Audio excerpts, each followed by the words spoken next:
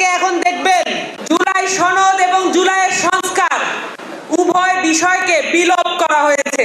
নিজেদের মার্কা নিজেদের দল সম্পূর্ণ বিলুপ্ত করে তারা বড় বড় দলের মার্কা নিচ্ছে। যদি বাংলাদেশে সংস্কার না হয়, যদি এই নির্বাচন দিয়েই আমাদেরকে বুঝিয়ে দেওয়া হয় যে বাংলাদেশে সংস্কার হয়েছে, এতে করে যে অস্থিতিশীলতা বাংলাদেশে নেমে আসবে সেটা এই দলগুলো কল্পনাও করতে পারছে না। হাদির মৃত্যুর পরে তার লাশের উপরে রাজনীতি করছেন, কিন্তু আপনারা ভুলিয়ে দেওয়ার চেষ্টা করছেন তার যে হত্যাকারী বাংলাদেশে ঘুরে বেড়াচ্ছে, কিন্তু তাকে ধরার কোনো নাম নিচ্ছে না পুলিশ। মাঠে ময়দানে আমরা যখন সংস্কারের বার্তা নিয়ে যাচ্ছি, সেই মুহূর্তে আমাদের সহযোদ্ধা শরীফ ওসমান হাদি পতিত ফ্যাসিস্ট আততায়ীর হাতে গুলিবিদ্ধ হয় এবং গুলিবিদ্ধ হওয়ার পরে আমাদের দেশের নির্বাচন কমিশন যার কথায় চলে, সেই প্রধান নির্বাচন কমিশনার সিসি তার মৃত্যুকে কটাক্ষ করে, উপেক্ষা করে, বিদ্রূপ করে বক্তব্য দিয়েছিল। গতকাল আমরা দেখেছি বিএনপির নেতারা ক্রমাগত আরো উপেক্ষা, আরো কটাক্ষ, আরো বিদ্রূপ চালিয়ে যাচ্ছে। চাঁদাবাজির টাকায়, দুর্নীতির টাকায়, লুটপাটের টাকায় এত অহংকার ভালো নয়।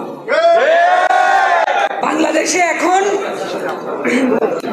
একটা সংস্কারের রাজনীতি প্রয়োজন, কিন্তু আমরা ক্রমাগত দেখে যাচ্ছি কয়েকটি দল অন্য আরো অনেকগুলো দলকে সাথে নিয়ে সংস্কার বিরোধী ঐক্যজোটে রূপান্তরিত হচ্ছে।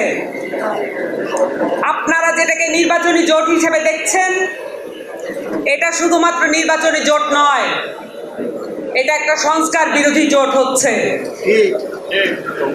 কারণ স্টাইল হোক রুচিশীল, পরিচয় হোক রাজকীয়, e commerce platform palace of classy, যেখানে ফ্যাশন মেলে আত্মবিশ্বাসে। শীতের হুডি হোক বা গরমের আরাম, আমরা আছি আপনার পাশে। 100% অরিজিনাল প্রোডাক্ট, দেশের যে কোনো প্রান্তে, ফ্রি হোম ডেলিভারি। অর্ডার করতে ইনবক্স করুন এখনই। Palace of classy, B classy, be confident. মাঠ থেকে এখন দেখবেন জুলাই সনদ এবং জুলাইয়ের সংস্কার উভয় বিষয়কে বিলোপ করা হয়েছে। যেই সব প্রার্থীরা এলাকায় এলাকায় যাচ্ছেন, বড় বড় দলের নাম ধারণ করে, মার্কা ধারণ করে, এলাকায় এলাকায় নতুন নতুন চেহারা দেখা যাচ্ছে।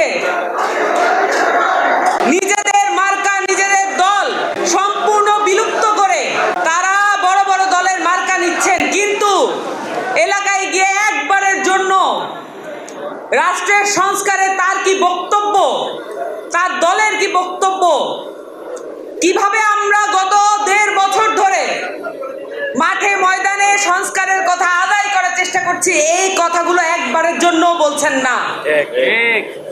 আপনারা লাইভ টেলিকাস্টে দেখেছেন ঐক্যমত্য কমিশনে কিভাবে পাওয়ারের ভাগ বাটোয়ারা হয়েছিল। আপনারা লাইভ টেলিকাস্টে দেখেছেন বাংলাদেশের গণতন্ত্রকামী যারা মুখে যতবার কথা বলেন, প্রত্যেক বাক্যের সামনে এবং পিছনে গণতন্ত্র শব্দটা বলেন, কিন্তু তারা মাছের বাজারের মতো দরাদরি করেছেন বাংলাদেশের মানুষের ভাগ্য নিয়ে।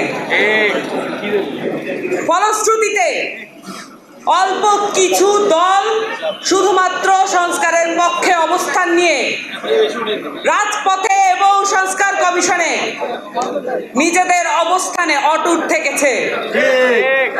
এবং এই অটুট থাকার মধ্যে এনসিপি সহ রাষ্ট্র সংস্কার আন্দোলন এবং এবি পার্টি তাদের অবস্থান ছিল বিপ্লবের পক্ষে। যে গণ অভ্যুত্থান গত জুলাই আগস্টে আমরা দেখেছি, সেই গণ অভ্যুত্থান চলমান আছে। যে শান্ত অবস্থা বিরাজমান দেখছেন, এটাকে যারা অস্থিতিশীল করছে তাদেরকেও আপনাদের হুঁশিয়ার করতে হবে, কারণ এটা আসল অস্থিতিশীলতা নয়।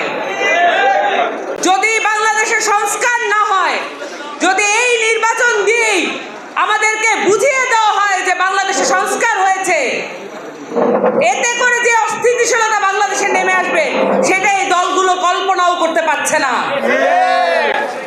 জুলাইয়ের ছাত্র জনতা এখনো মাঠ ছাড়ে নাই।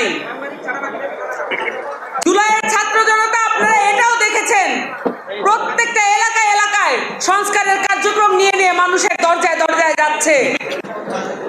ফেনীর যে আপামর জনসাধারণের যে চাহিদাগুলো আছে, আপনাদের পথঘাট, রোড এগুলো ঠিক করা এবং পরিকল্পিত নগরায়নের জন্য এনসিপি এবং নিরাপদ সড়ক আন্দোলনের যারা নেতৃবৃন্দ আছেন সকলে কিন্তু প্রস্তাবনা দিয়ে যাচ্ছেন, কিন্তু এইখানকার ডিসি ওসি তারা কিন্তু এই বিষয়গুলো কোনোভাবেই আমলে নিচ্ছেন না।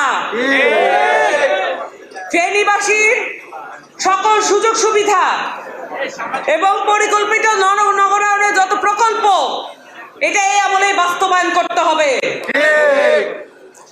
এবং সেই সাথে সংস্কারের যে রাজনীতি, এটা মাঠ থেকে উধাও করা যাবে না। হাদির মৃত্যুর পরে তার লাশের উপরে রাজনীতি করছেন, কিন্তু আপনারা ভুলিয়ে দেওয়ার চেষ্টা করছেন তার যে হত্যাকারী বাংলাদেশে ঘুরে বেড়াচ্ছে, কিন্তু তাকে ধরার কোনো নাম নিচ্ছে না পুলিশ।